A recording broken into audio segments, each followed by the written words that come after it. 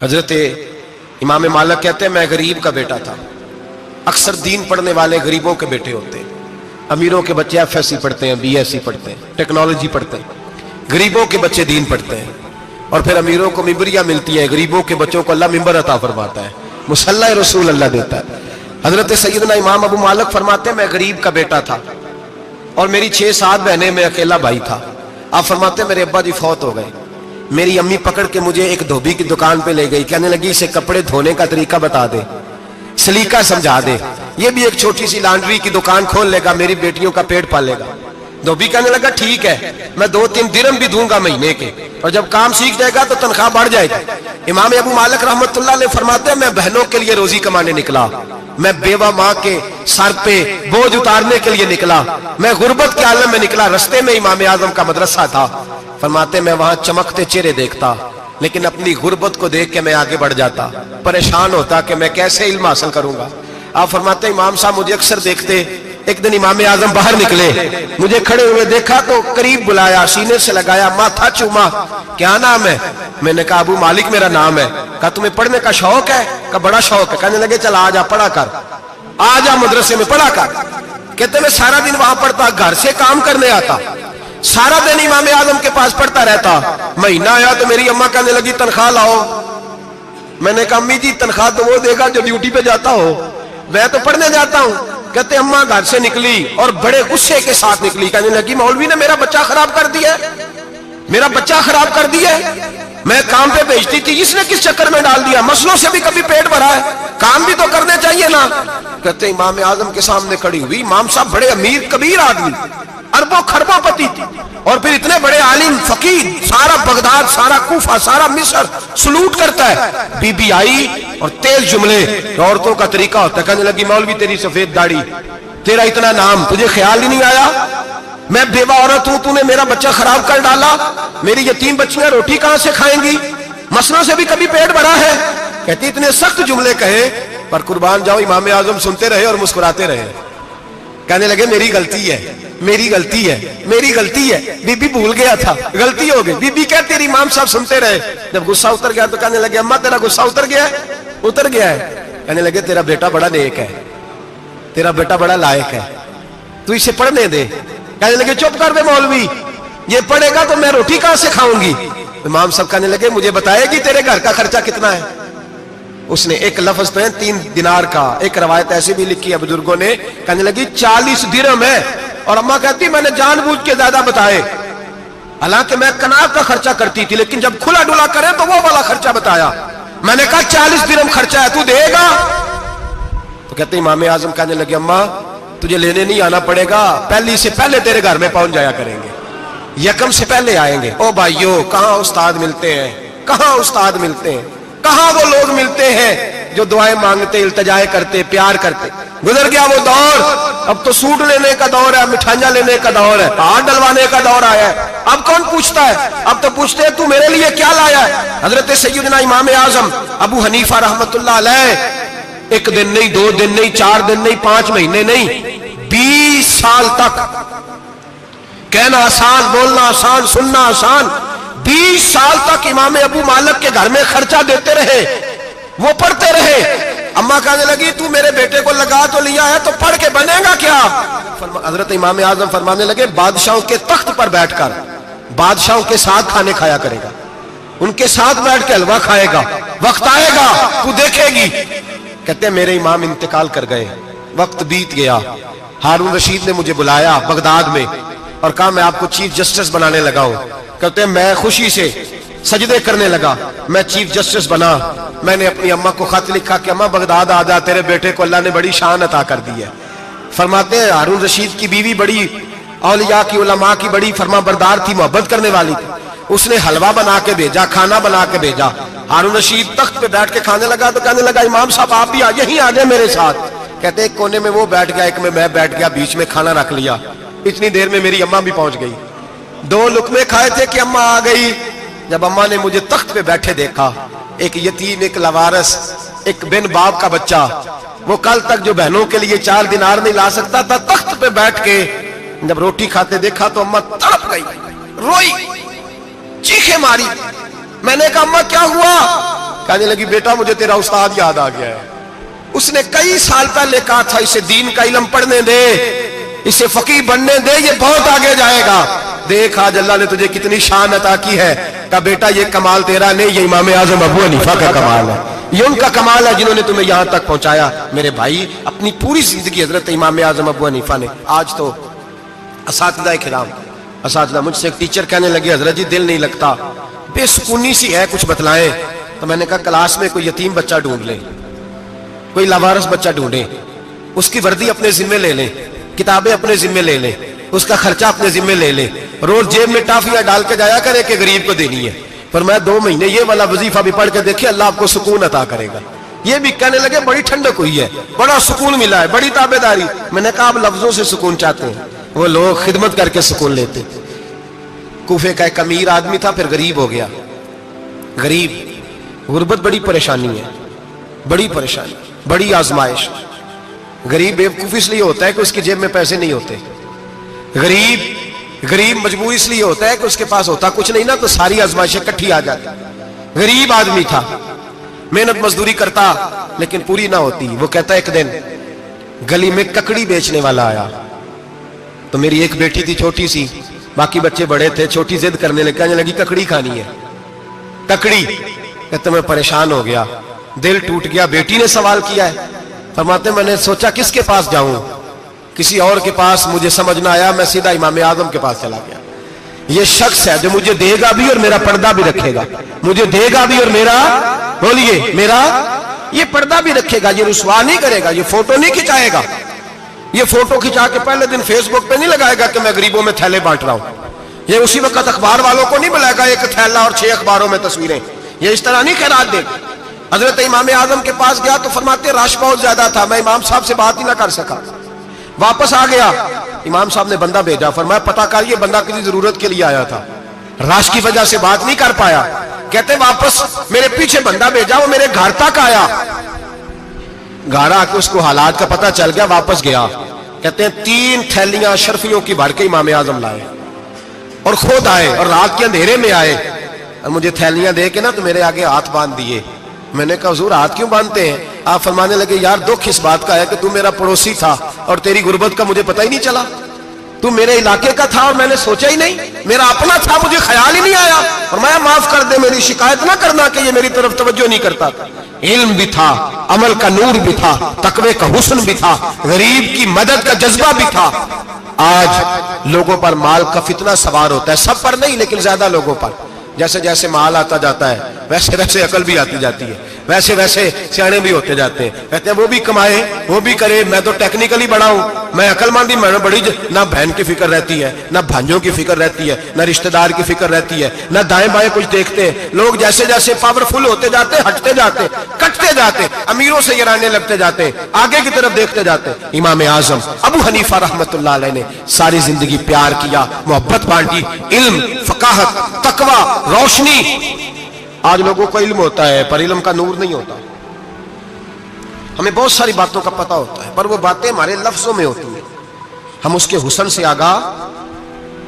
اور اگر میں یہ کہہ دوں کہ ہمیں ان باتوں پر یقین کامل نہیں ہوتا، کہہ رہے ہوتے ہیں، ہم سمجھتے ہیں، بڑی باتیں کرتے ہیں، لیکن ان باتوں کے پیچھے جو عمل کا جذبہ ہے وہ پھیکا ہوتا ہے۔ امام اعظم ابو حنیفہ رحمۃ اللہ تعالی علیہ جتنے بڑے عالم تھے اتنا ہی بڑا خوف تھا اللہ کا دل میں، اتنا ہی بڑا خوف تھا۔ ایک آدمی کہتا ہے میں نے امام صاحب سے مسئلہ پوچھنا تھا، میں نے عشاء کی نماز امام صاحب کے پیچھے پڑھی، کتنی لوگ باتیں سنتے ہیں، اس کا اثر کتنا لیتے ہیں، لیکن امام صاحب رحمۃ اللہ علیہ کا طریقہ کیا تھا؟ کہتے میں نے امام صاحب کے ساتھ نماز پڑھی مسجد میں، تو قاری صاحب نے قرآن پڑھا، اذا زلزلت الارض زلزالها واخرجت الارض اثقالها، فرماتے ہیں آخری 2 آیتیں پڑھی، فمن يعمل مثقال ذرة خيرا يره ومن يعمل مثقال ذرة شرا يره۔ اللہ فرماتے ہیں میں قیامت کے دن تیرے ذرے ذرے کا حساب کروں گا، ذرہ برابر نیکی ہوئی تو تیرے سامنے آئی، ذرہ برابر گناہ ہوا تو تیرے کس کے برابر؟ جی وہ کتنا ہوتا ہے؟ ریت کا 1 ذرہ، اس کے برابر بھی گناہ ہوا تو تیرے سامنے، یہ اللہ کہہ دیا ہے، تو ایسا انشاءاللہ ہو کے رہے گا۔ اللہ ایک دفعہ دکھائے گا، دعا فرمائے اللہ ہمیں معافی عطا فرمائے، اللہ ہم سے درگزر فرمائے، اللہ ہمیں بخشے ہوئوں میں شامل فرمائے۔ یہ آیت امام صاحب نے سنی تو کہتے ہیں نمازی سارے چلے گئے تو امام صاحب بیٹھے اور یوں نہ اپنی داڑھی پکڑ لی, چراغ ٹمٹما رہا, کہتے ہیں داڑھی پکڑ لی اور امام صاحب بیٹھے. میں نے کہا کہ کسی محویت کے عالم میں ہے, سوچ میں, چلے میں تھوڑی دیر میں آتا ہوں. کہتے ہیں میں 2 گھنٹے کے بعد آیا تو امام صاحب ایسے بیٹھے ہیں داڑھی پکڑی ہوئی. میں نے کہا ٹھہر کے آتا ہوں. میں پھر 1-1.5 گھنٹے کے بعد گیا تو ویسے بیٹھے. کہتے ہیں تہجد کا وقت ہو گیا, میں مسجد میں گیا تو چراغ ٹمٹمانے لگا, ختم ہونے کے قریب آ گیا. امام صاحب بیٹھے. اب میں نے دیکھا کہ آنکھیں آنسوؤں سے بھری ہوئی ہیں اور اپنی داڑھی پکڑ کے کھینچ رہے ہیں اور کہتے ہیں یا اللہ تو اگر ذرے ذرے کا حساب لے گا تو ابو حنیفہ تو الجھ جائے گا. اے اللہ تو ذرے ذرے کے بارے میں پوچھے گا تو میں تو نہیں جواب دے سکتا. خدا بندہ اس طرح کر, میرے ان سفید بالوں پہ رحم کھا. اے اللہ میرے بڑھاپے پہ مہربانی فرما, مجھ سے نہ ذرے ذرے کا پوچھنا, میں بڑا کمزور ہوں, میں نہیں جواب دے سکتا. مولا مجھ سے درگزر والا معاملہ کر. کہتے تڑپ رہے ہیں امام صاحب. فجر کی اذان ہوئی تو امام صاحب نے دائیں بائیں دیکھا, میں پیچھے کھڑا تھا.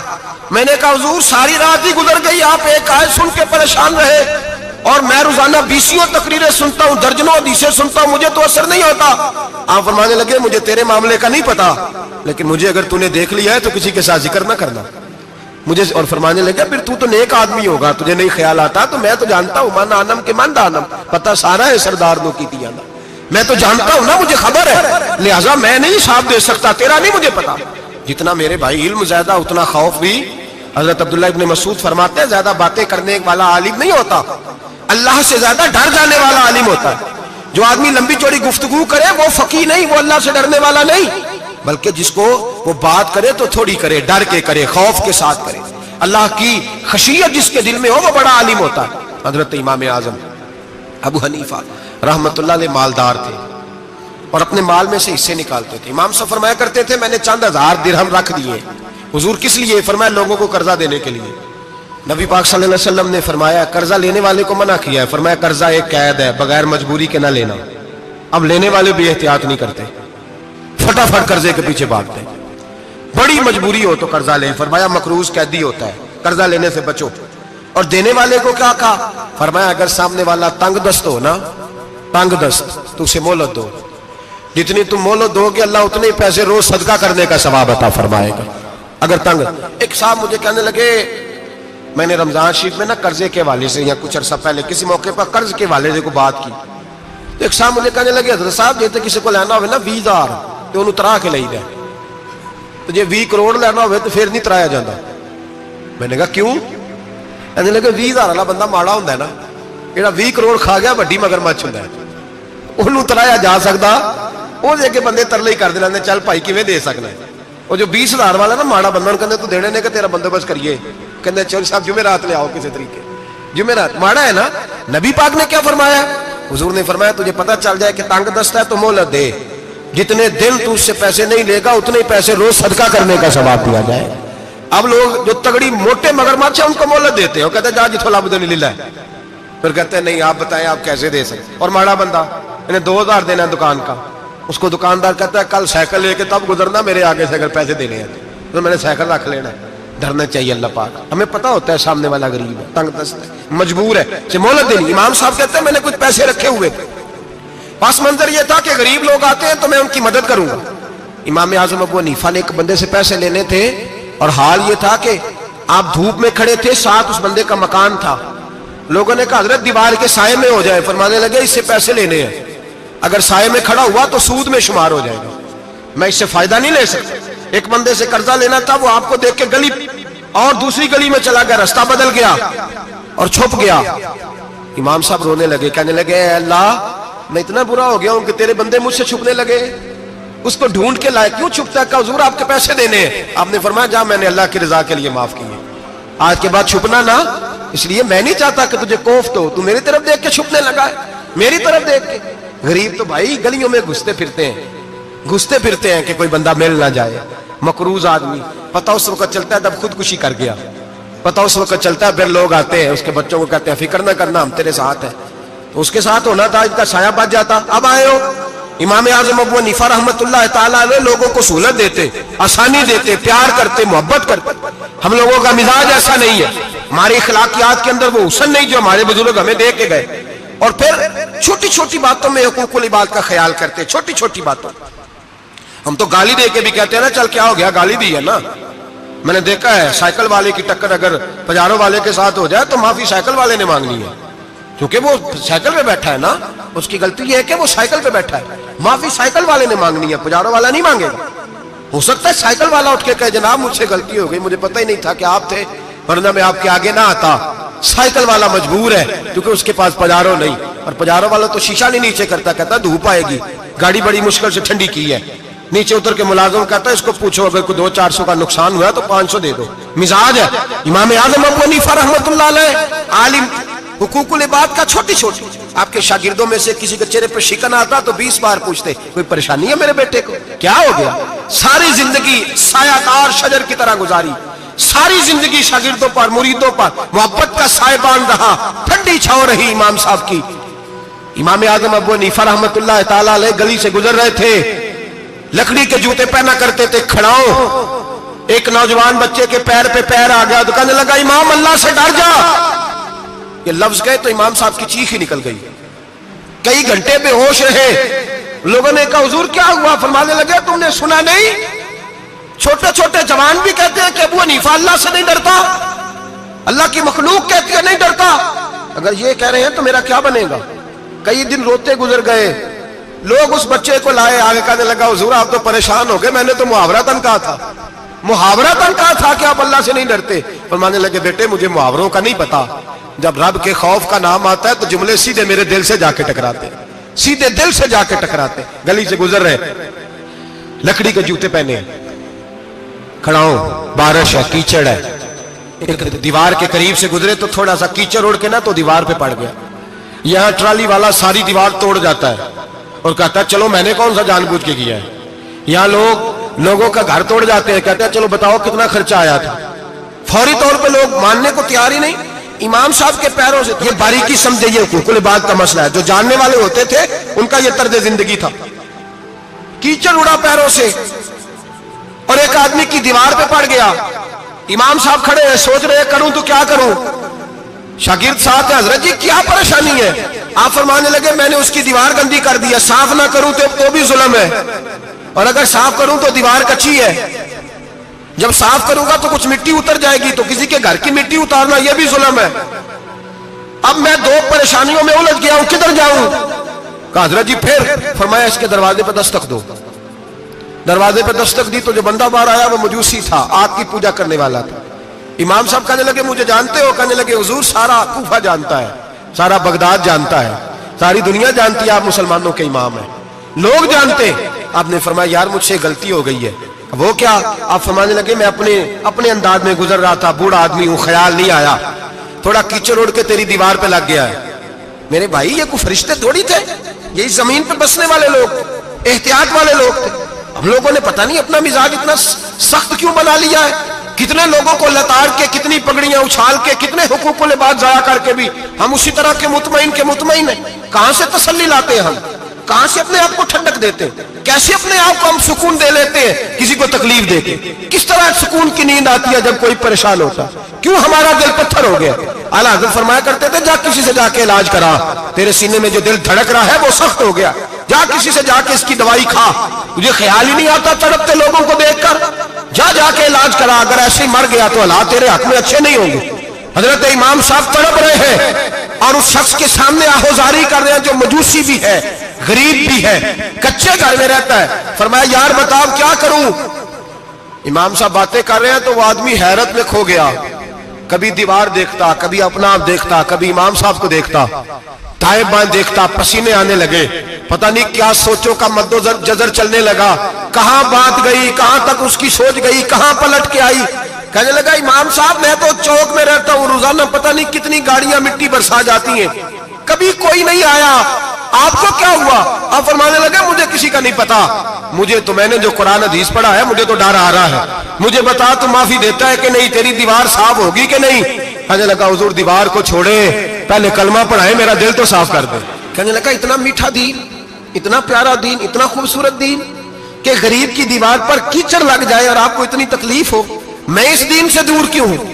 یہاں روز یورپ کہتا ہے کہ مسلمان جھوٹی شادیاں کرتے ہیں, دنگا فساد کرتے ہیں, نیشنلٹی لینے کے لیے جھوٹ بولتے ہیں, जाने किस किस किस्म के लोग पापड़ बेलते हैं, किन किन किस किस तरह अपना ईमान बेचते हैं, क्या अंदाज हम इख्तियार करते हैं। हमारे किरदार ने लोगों को मजहब और दीन का बागी बना दिया। हमारे बुजुर्गों का तरीका यह था कि छोटी छोटी बातों का ख्याल करते, छोटी छोटी बातों का। बहुत बड़े आलिम थे, ये सारी नेकियां तो उनकी समाजी थी, फलाही थी, उनकी मुआशरत की नेकियां थी, दुनियादारी। लेकिन जो उनका बाकी का मामला था, 4 लोग ऐसे हैं जो हमेशा कुरान पाक एक रात में पढ़ा करते थे। उनमें पहला नाम हजरत उस्मान गनी का है, पूरा कुरान पाक। दूसरा मौला अली शेर खुदा का है। तीसरा हजरत सईद बिन जुबैर का है। चौथे इमाम आजम अबू हनीफा हैं जो एक रात में पूरा कुरान पाक पढ़ दिया करते हैं।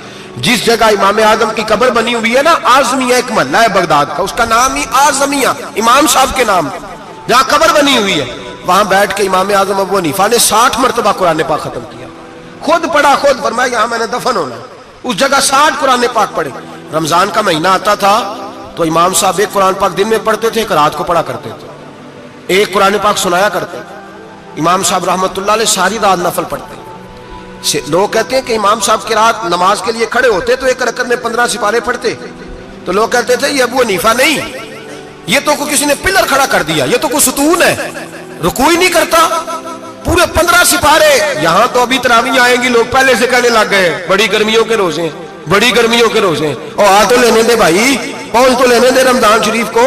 अल्लाह बड़ा मेहरबान है, हर चीज को बदलने पे कादर है। पहले से लोग तैयारी कर रहे हैं, मस्जिदें ढूंढेंगे जाए ऐसी अच्छा हो, कुरान जल्दी पढ़ा जाए, ढूंढ ढूंढ के। इमाम साहब रहमतुल्लाह ताला अलैह, और मैं अक्सर कहा करता हूं, मैं कहता हूं तू तरावी में खड़ा नहीं होता, पासपोर्ट के दफ्तर खड़ा हो जाता है 2 घंटे, शनाख्ती कार्ड के दफ्तर तो 3 घंटे खड़ा हो लेता है। ये तेरा जुल्म है अपनी जात के साथ कि तुझे कुरान के लिए खड़ा नहीं हुआ जाता, दुनियादारी के लिए खड़ा। वो प्रोजेक्टर कराने जाए तो चाहे तुझे 4 घंटे लाइन में खड़ा होना पड़े, वहां तो खड़ा हो लेता है। अल्लाह से डर, अपनी थोड़ी सी दुनियादारी के लिए सारा कुछ कर लेता है। हजरत इमाम साहब रहमतुल्लाह ताला अलैह तकवा और तहारत के पहाड़ 55 हज किए इमाम आजम ने। कितने?